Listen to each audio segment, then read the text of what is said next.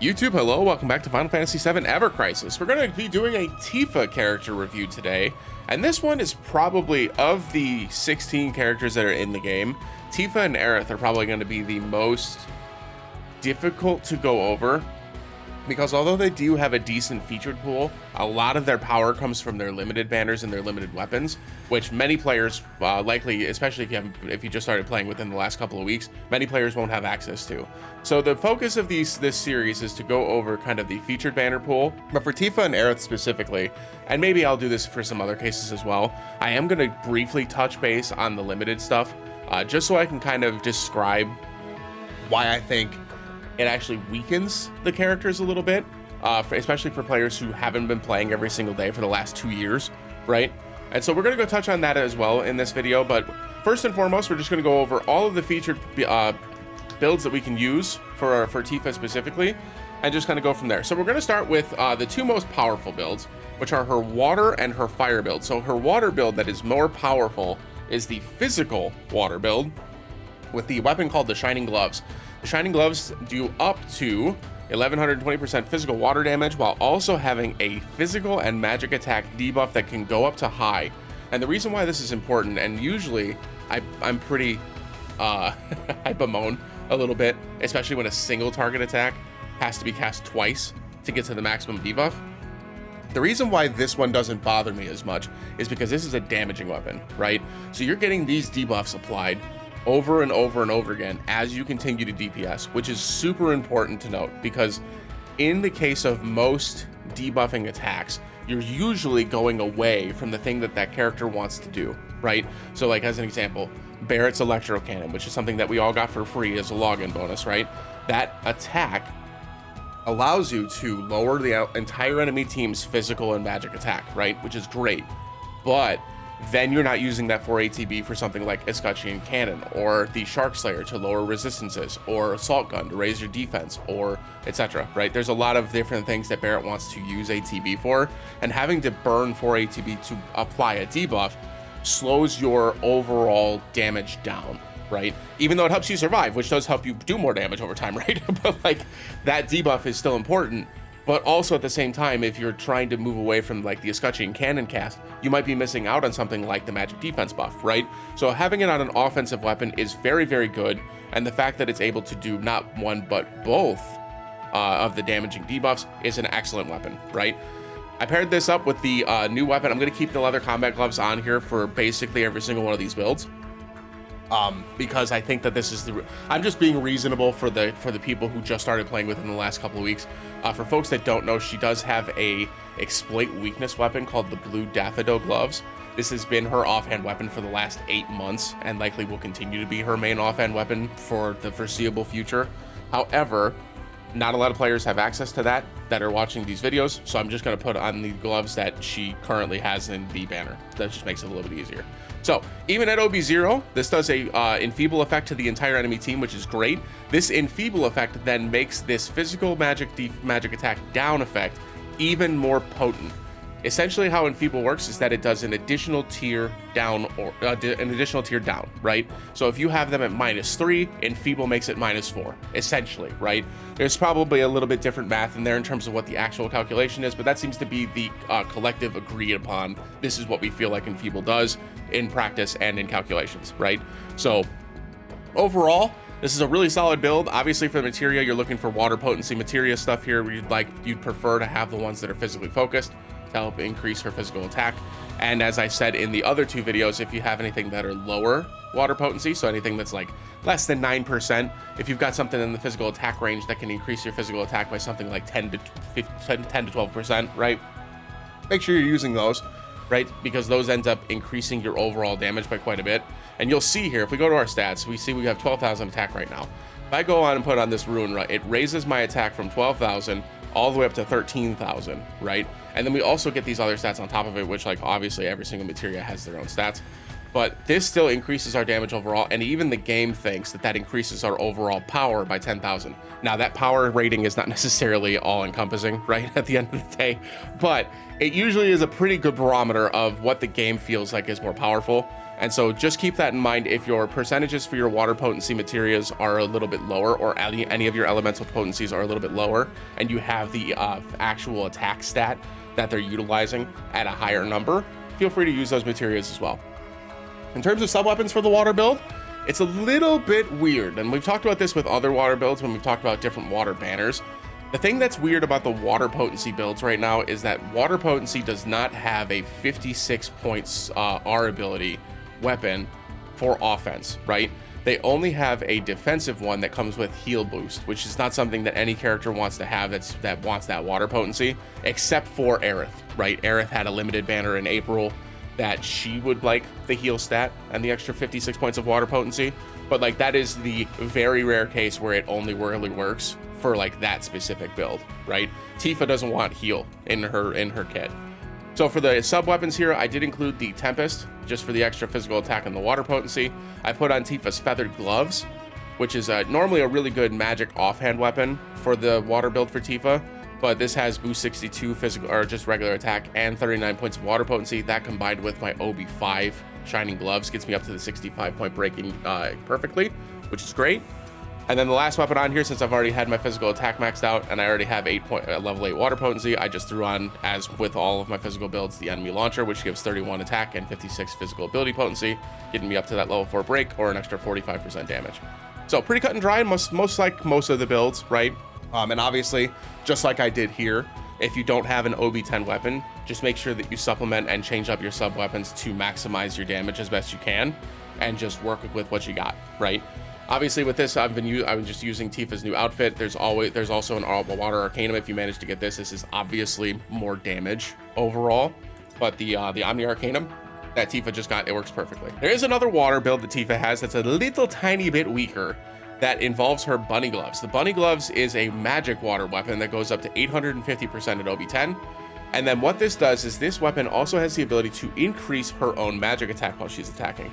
The reason why this is very, very good with her new weapon, the Leather Combat Gloves, is that now she can not only increase her own magic attack, but when it does get to the maximum level, she can flip to her Leather Combat Gloves, inflict Enfeeble, and increase Tifa's magic attack from high to extra high, a +4 buff to her magic attack, allowing her to deal even more damage while also increasing the amount of debuffs on the opponent.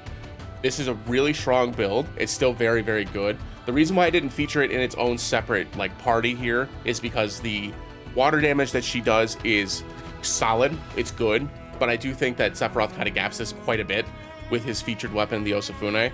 So it's difficult to like say that this is bad. It's not bad. It's still good. But I didn't build this specifically because the R abilities for this one aren't nearly as good as some of the other weapons in the game. Although this is a very viable build still, it's very much similar to, if you watch my Sephiroth video, which I'll link down in the description down below. But if you haven't watched my Sephiroth video already, it's essentially built the exact same way as the Sephiroth build. You would just put the water weapon here, so the Bunny Gloves here. You would change these over to magic materials instead of physical if you have them available. And then sub weapons, instead of this physical weapon, you would just get one of the magic attack weapons for water potency. So you go to water potency and you'd switch over Tempest to, you know, Green Megaphone, which has magic attack and water potency, and then you're done. Beast Kick, right? Same thing. Essentially, these two actually stay exactly the same, right? This still gives boost attack and water potency. This would change to attack and magic ability potency instead.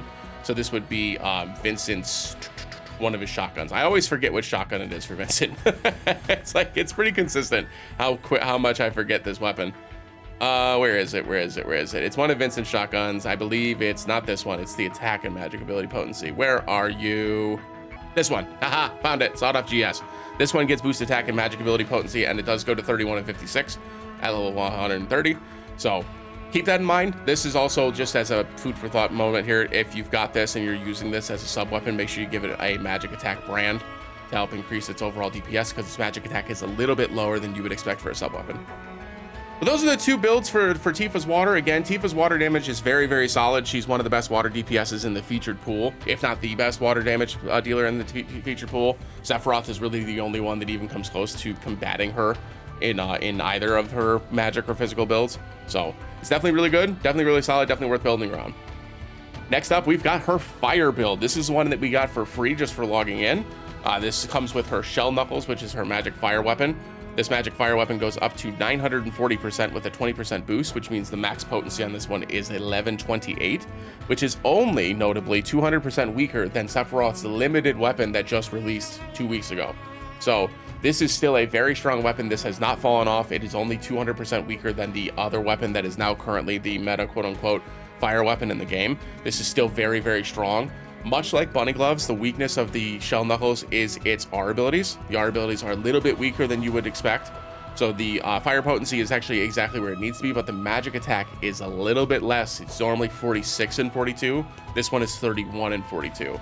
So it is a little bit weaker in that regard, but the good news is that we can supplement that, because as soon as we know that the fire potency is correct, right, in terms we get the 39 or 42 points, depending on if it's level 120 or 130, all we have to do is put a 52-point fire potency sub-weapon on, and that gets us up to that 65-point breakpoint, which gets us the level 8 fire potency, and that's when we start to see a lessened return on investment for our fire potency.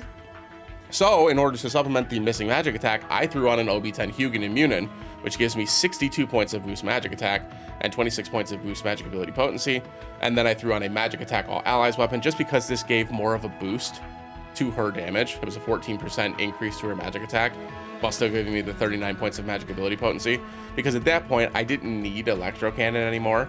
And the reason why I didn't use Electro Cannon, by the way, is if I did, I would have to put another magic attack weapon on to get from level 6 to level 7. That's why we used Hugin Immunin instead of Electro Cannon. So overall, this is pretty good build overall. You can see that she's up to 13,483 magic attack. She is rocking the Memoria that gives the extra 1,000 magic attack, which is what's raising that magic attack so high. And obviously, this is without allies, remember, so she's going to get this even higher with magic attack all allies and other friends, etc. So this is a very good build. Tifa specifically can utilize this build really, really well, because the only thing you need in order to get the maximum amount of damage is for Tifa's HP to be high, so 70% or higher, which is very, very easy to get, very, very easy to maintain, especially because you can also now increase the amount of debuffs with the leather combat gloves by lowering their attack to make them deal even less damage. So food for thought, this is a very good fire build. I think this is still one of the best fire builds in the game, especially because it's in the featured pool, and especially because we all got the Shell Knuckles for free. So this is definitely something that you can build around for Tifa. And again, her AC style outfit does a great job of utilizing this extra 30% fire damage with the extra boost attack all allies, by the way, which then increases her damage by even more. So very solid fire build, very, very good, and definitely works well with really good support, such as young Sephiroth, who has the Withering Blaze that does magic fire damage as well, while also simultaneously lowering fire resistance at the same time, which is obviously very good. And, you know, anybody that increases magic attack, so, you know, Barret, Aerith if you've got the limited weapons, etc. So those are her two biggest damaging attacks. We're going to move down next to her ice build. So now we're going to move down into some of the smaller percentages here. We can see here at level 130 OB10, the Holy Flame Gloves do 800% physical ice damage. This is obviously significantly lower than we would expect for a damage right now, especially as you can see Sephiroth's physical ice weapon that just released, OB10 is 1340%, which is obviously significantly higher than this. However, Tifa is still able to utilize this weapon really, really well because of her new outfit and because of this new effect, which also helps Sephiroth do damage, obviously. But it's still solid damage, and 800% or higher is still more than enough to clear a good portion of the content in this game. And bear in mind that 800% is off of this stat, and the higher that this stat is at the end of the day, the more damage you're going to deal anyways, right? So it's not a bad weapon. It's still really solid.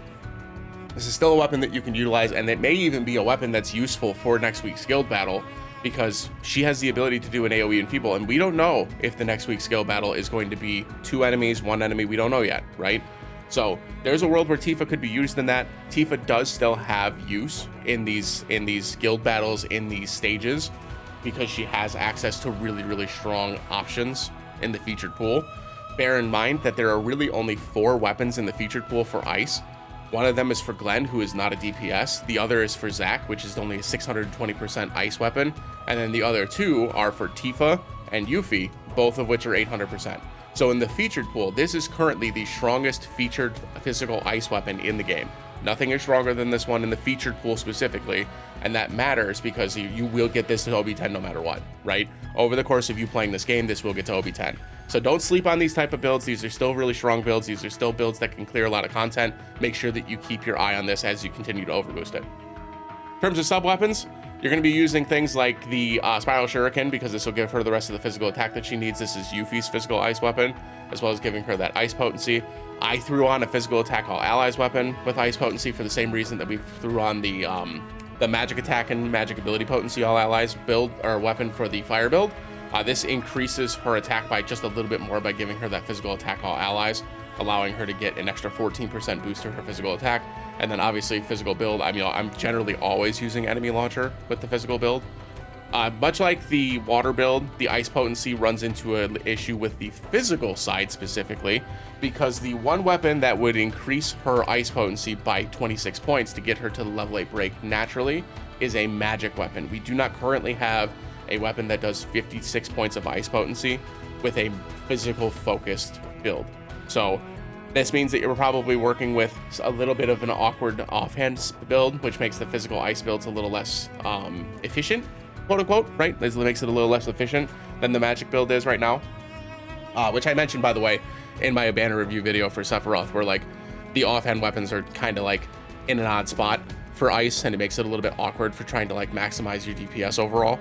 But it's still a solid build. It's still very, very good, and Tifa will be able to do really good damage with this build still. So again, as long as she's got some good support, which is just physical attack up, physical defense down, and ice defense down, as long as you've got that support, you should be able to do some really solid damage. And then the last featured weapon in the elemental pool of weapons for Tifa is the wind weapon. The motor drive. I was talking about the actual attack. The motor drive is not a particularly strong weapon. At 130 at OB10, it only has a 638 physical attack stat, which is pretty low for a physical attacking weapon that is just a damage weapon. The 790% physical wind damage is a little bit lower than we would like, as we've talked about before. And the second R ability, the wind potency, which is where a lot of our extra like bonuses start to kick in, that wind potency is only at 28 points at 130, which is not very high. And that makes it a little awkward for the sub weapons. So even though this comes with 62 points of boost physical attack, which is great because that maxes out the physical attack immediately and gives us some flexibility with the sub weapons, only having the 28 points of wind potency then makes it very difficult for us to maximize the value of wind potency, giving us that extra 100% damage, right? So it's still a solid weapon. It still does a lot of damage. And something that I don't talk about, and I think most creators don't talk about very often, is the cast animation on this one is super, super fast.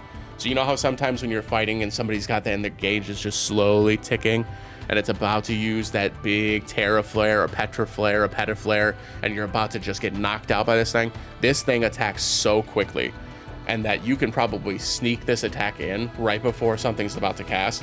And that is something that is super cool about this weapon in particular. It goes in really quickly, it's cast really quickly, and there is something to that, but I've never had to use it for that reason, but I'm just letting you know that exists, right?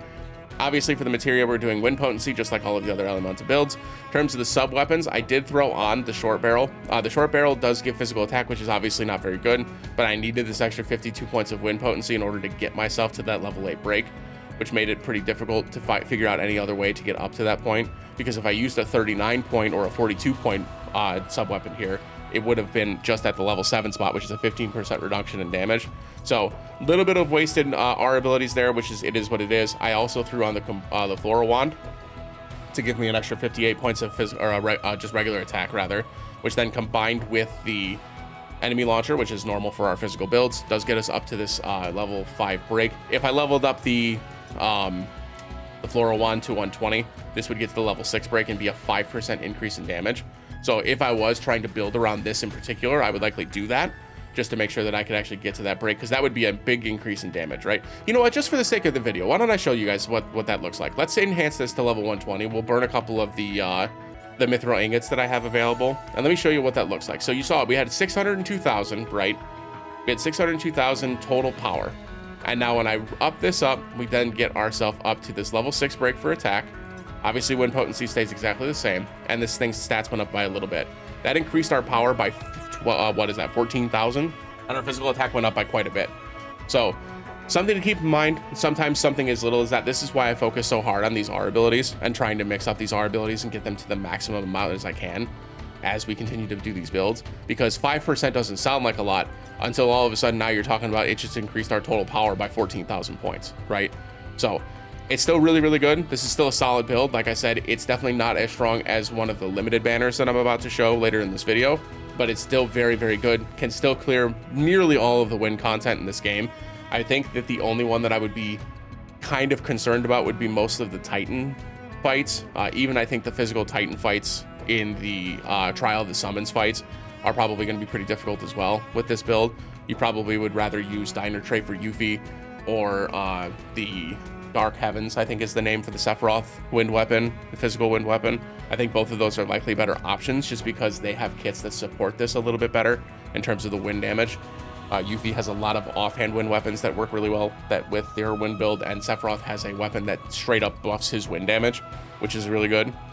So it's solid. It's not great, but it works. So if you need a wind weapon and you need a wind weapon for your Tifa, this still works and gets the job done. And that's our 4 elemental builds. I want to talk about the non-elemental build really quick, which is just obviously going to evolve the brand new weapon. So we're going to be putting the brand new weapon in the main hand to get the maximum amount of our attack all allies. This is going to do 1340% AoE magic non-elemental damage, which is obviously fantastic. It's very, very high. This just like the Sephiroth weapon that does this as well. This also has a 60-second enfeeble while increasing your buff tiers, which means it decreases the amount, or it improves the debuffs on your opponents and improves the buffs on your team. This is a very strong support weapon while being simultaneously one of the best non-elemental AoE weapons in the game, making this one of the strongest weapons, even though it's mostly used for utility, but it makes it one of the strongest non-elemental weapons in the game as well, especially for AoE stages. To supplement this, I put on her featured weapon, the Kaiser Knuckles. This one lowers magic defense by high for a single enemy. Also has some defensive R abilities. This is great for something like Shiva, which is weak to magic fire damage as an example. But if you have something that is immune to all elements and you want to use something that's a non-elemental attack but is not immune to magic defense down, this is a great weapon to still throw on just because it has that nice high magic defense decrease. If you're looking for anything else, if you have options, I'm ignoring most of the other limited options in the kit. If you're looking for some decent options in her featured pool, the Bahamut Knuckles, while they don't actually do a whole lot for your build, they do have Diamond Sigil Break and they do have some defensive R abilities. If you're looking for some more HP, if you're looking for something else, you can look at some kind of a debuff. You can throw on Tiger Fangs for a magic attack decrease.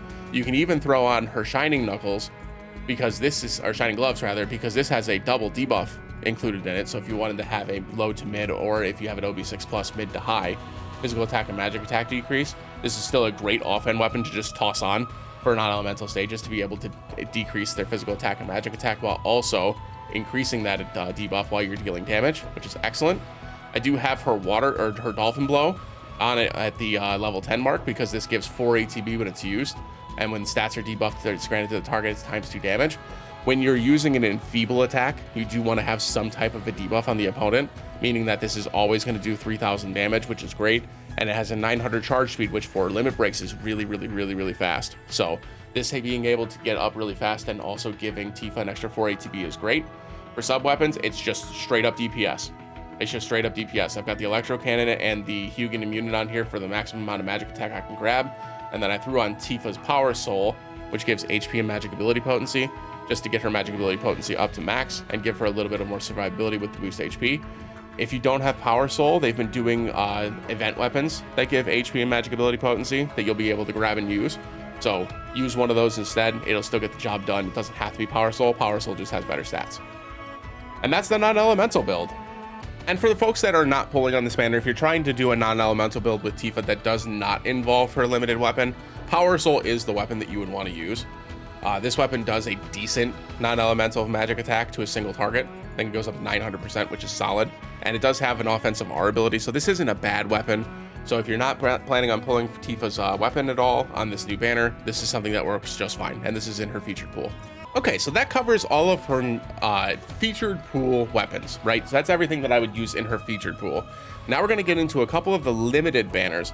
These were all banners that included limited weapons that are either included in the limit break weapon draw or in crossover banners that have currently not rerun as of this recording. So the first thing I wanted to go over was her half anniversary banner, which was her earth damage weapon. This is the Gauntlets of the Worthy, which is available for one of the exchange shop vouchers in the Trial of Summons. At OB10, this does a very solid 11-20% physical earth damage while also increasing the entire team's earth DPS, or earth damage potency. Remember that this also goes up even higher as this goes mid to high when you use her new limited weapon, the leather combat gloves, to increase that stat buff tier by another tier, which is great. Additionally, on that first cast, she does get +3 ATB on top of that, allowing her to get that dual cast off really quickly and giving her and your entire team a lot of DPS right off the rip at the beginning of the fight. This is a very strong weapon. This is one of the best, if not the best, earth weapons in the game, and it's one of the best weapons in the game in general just because of how much damage it does, while also increasing your entire team's ability to do damage and having an R ability that increases their ability to deal that damage even further. It's a very good weapon that is made even better by the leather combat gloves. In terms of material, you're just doing earth potency material, just like we had before. Sub weapons, I actually like the build for this one quite a bit because you can include something like the Sequoia Dendron, which gives you that 52 points of earth potency. And then after that, you've got your maxed out earth potency, allowing you to just throw on 2 weapons that give physical attack and physical ability potency, maxing out your physical attack, getting you to this level 5 break for the physical ability potency for an extra 60% damage. Really solid build. Does still do a lot of damage, but this one, unlike the other builds that we showed, does rely a lot on having your command gauge filled because a lot of its damage are in ability potency and physical ability potency. So that's something to bear in mind as well, that you need to have that command gauge filled. So if you are running a stage where that command gauge is hampered, either be a dread, or if they just have a drain, or if there's an effect like the battle ranking event that has an effect that drains your command gauge a lot faster, keep that in mind and make sure that you notice that when you're going to use your DPS, because you want to make sure that the command gauge is filled before you use your attacks. The next limited weapon or banner that we're going to talk about is our lightning banner, which I just don't think we're probably going to ever see this one again, if I could be totally blunt. This was the Monster Hunter crossover banner that they did in the July, I think it was, of last year. The banners that were run at that time were all very good. But obviously, as you all know, Kimura Wan's banner was definitely the strongest, so a lot of people skipped out on Tifa, which was a bit of a bummer because Tifa's weapon was pretty solid at the time.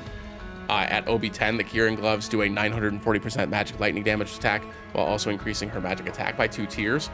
Much like the Shell Knuckles, this does run into a similar issue where the magic attack is not at a great spot. We actually do have some weapons that give that extra magic attack and lightning potency at a high boost, which is a really good boost. So this is something that lets her get up to a really high lightning potency really quickly, because I also included the SSR 1976, which gives the 31 HP, 56 lightning potency, and look at this magic attack stat. That's with brands, but even without brands, 657 is still pretty high. I did put some brands on here to increase the magic attack, but you can see here they didn't even roll that well. They're solid, right? But like, this increased her magic attack to a pretty high spot. You can see here on all of this list, even though this is an OB6 weapon, according to the Ever Crisis power gauge here, this is the strongest of all of the builds that I showcased today in terms of just straight up power. So in terms of overall power, they definitely believe that this one is one of the stronger ones. I tend to agree. I will tell you that Vincent's Crow Familiar, which we did get for free for logging in, is stronger than this, just in general. So it's something worth noting that is at least much stronger than what this one can deal out in terms of overall DPS. And I do think now that we're seeing elemental weapons at 1340, that this will slowly start to get outclassed, which is good for the folks that weren't able to get it, especially for the folks that just started a couple weeks ago. But it's still a really solid lightning build. It's still pretty good.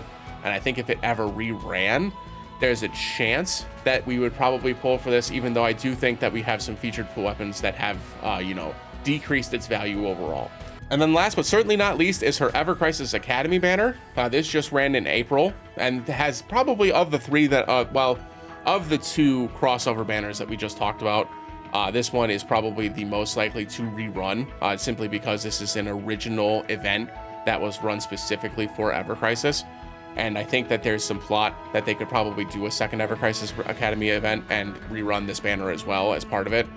It came with the Class President's Bracelet, which is a 1060% physical wind damage weapon that also increased your entire team's physical attack with selfish R abilities, allowing her to focus on just doing damage for herself while also increasing her team's ability to deal damage. This is obviously significantly stronger than what I showed you earlier with the motor drive. Even at OB1, like OB1, so just 2 copies of this weapon. It's only 30% weaker than the motor drive, while also increasing your entire team's physical attack as she's dealing damage. This is a significantly stronger version of a wind weapon, and because the R abilities are a lot better, it allows you then to get to those maximum R abilities that we talked about before with better weapons, right? So we can still use short barrel, but that short barrel actually gets us to that physical attack break, allowing us then to get 2 physical weapons that give a physical ability potency, getting us to a level 6 break for physical ability potency and a level 6 break for a boost attack, increasing her total DPS by quite a bit.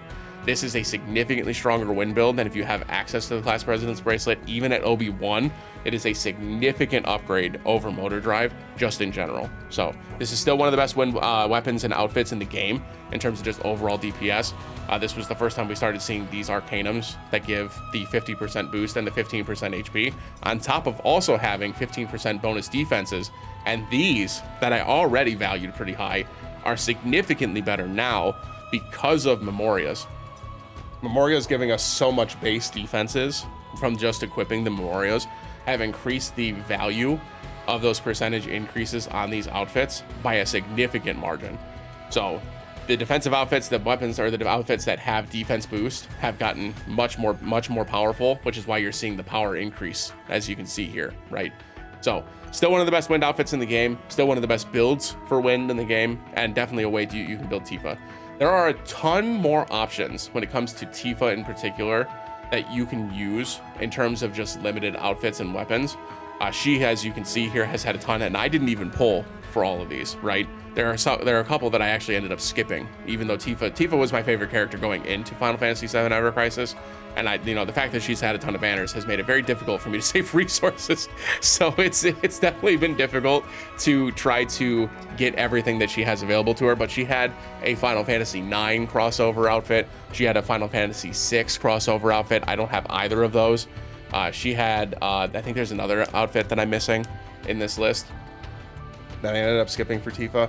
But like, there are other builds. There's a physical build that uses guide uniform pretty well, right? This is an outfit and a weapon. The guide gloves are a very good physical attack for non-elemental.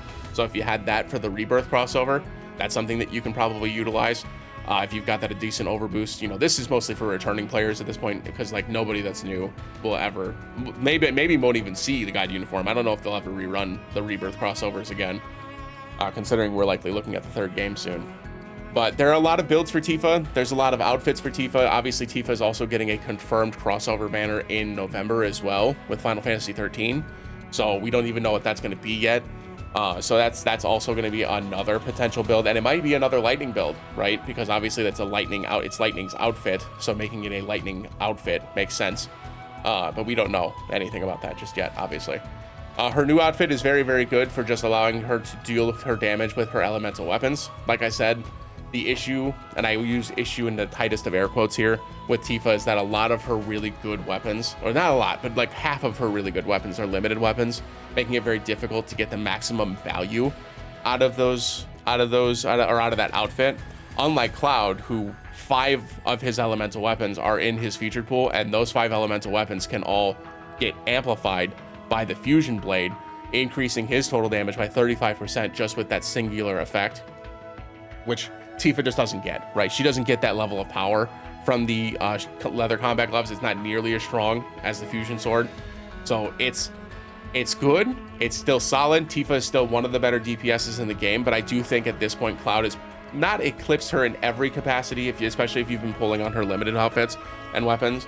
But if you just started playing within the last few weeks, Tifa is definitely a little bit lower than Cloud at this point in terms of just priority, how much damage she deals.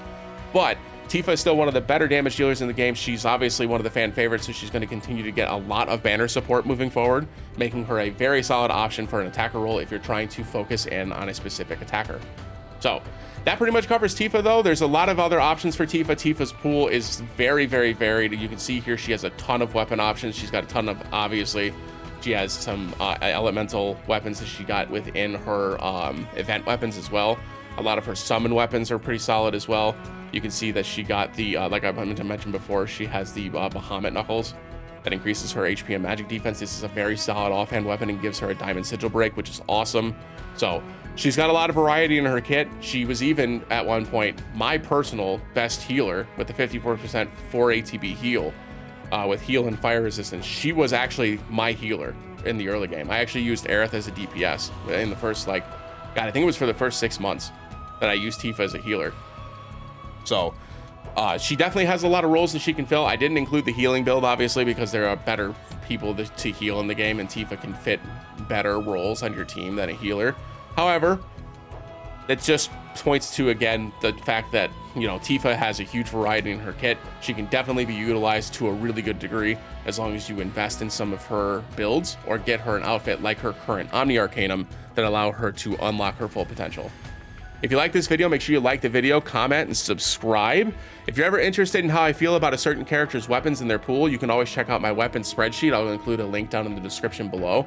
Again, as I've mentioned before, whenever I link this weapon spreadsheet, keep in mind this is not an end-all be-all. This does not mean your favorite weapon is not a good weapon just because I have it in A, B, C, S, whatever tier. Make sure you read the FAQ so you can see what each of the tiers mean. And when I say a weapon is a B tier weapon, understand that a B tier weapon is still a very, very good weapon in this game, right? So keep that in mind when you're looking at the sheet. Hopefully it helps folks out. Hopefully this helped you out in terms of figuring out what you need to wish list for your build that you would like to build for Tifa. And if you'd like to build around Tifa, I hope this helped you understand exactly where her power spots are and where her strengths are. Appreciate y'all watching as always. If you ever have anything that you'd like me to make in terms of a video, I am still working on the Trial of the Summons videos. I'm just waiting for all of the weapons to come out so that folks actually have a chance to have all of the weapons available. And I'm going to start working on the builds.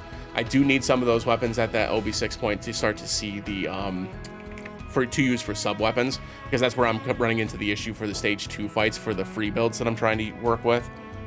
But you'll see those videos coming soon. I did share a spreadsheet for that as well, that it has like recommended teams, or at least what I recommend based on the free weapons that we're getting.